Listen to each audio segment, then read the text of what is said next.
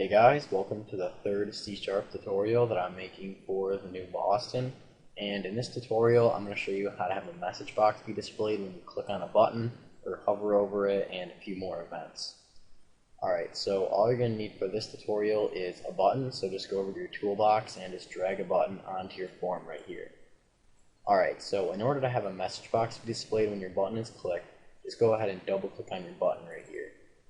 Alright, so right inside of these two brackets right here is all the code that will be executed whenever the button is clicked. Alright, so in order to have a message box be displayed, we're just going to want to type out message box. And before we actually move any further, I'm going to talk about what this thing is that popped up right here. This thing that pops up right here is called IntelliSense.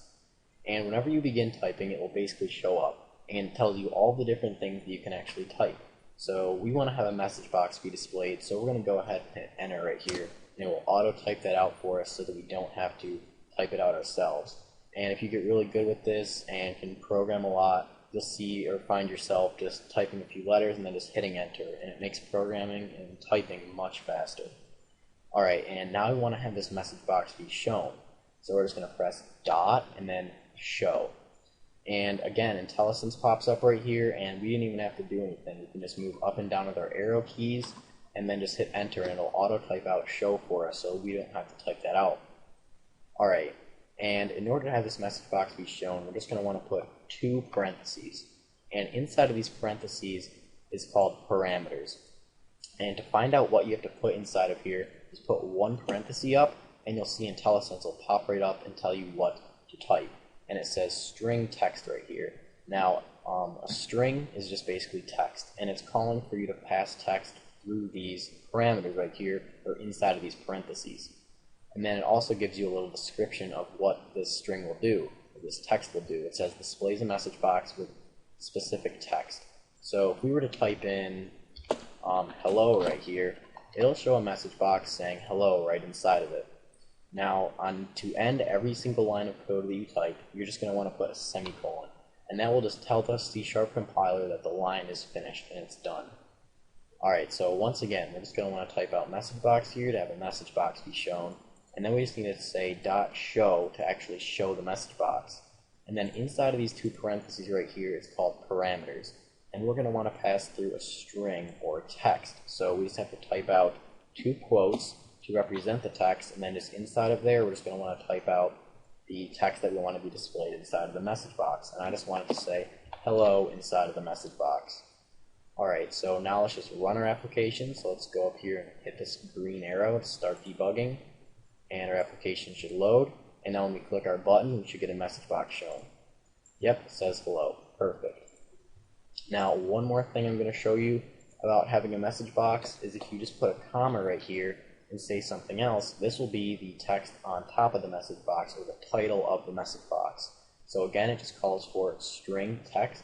So text we just want to pass through here again. So again, we're just going to want to put the two quotes, and then inside of here, the text that we want to appear on top of our message box, or as the message box's title. So I'm just going to make it say my title, but you're obviously going to want to make it something more descriptive of what your actual message box is. For example, if it was an error telling the user they did something wrong, you could make it say error on top of there or something like that. Alright, so let's just go ahead and debug here and click this button again. We should get a message box. Yep, and it says hello. And as you can see, the title of the message box says my title, and that's because we wrote my title right in there.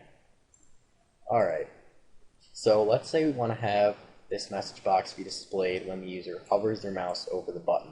Well, to find more events, you're just going to want to select your button right here, and then go over and hit this little lightning bolt right there, and that is the Events tab.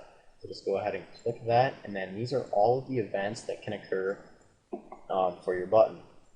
So if you wanted the message box to show whenever you hover your mouse over your button, just go down to mouse hover right there, and then just double click on it.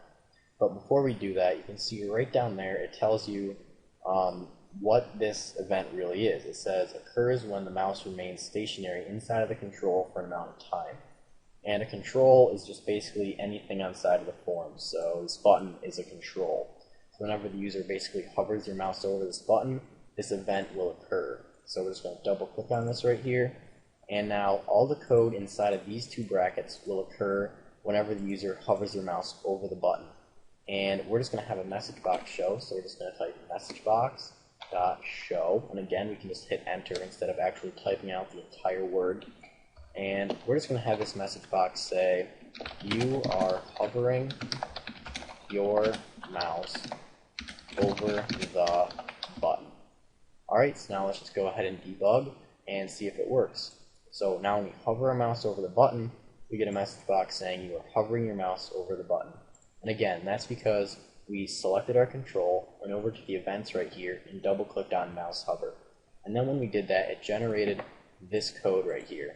And then inside of these two brackets, this code will be executed whenever you hover your mouse over the button. So we just had a message box be displayed telling the user that they were hovering their mouse over the button.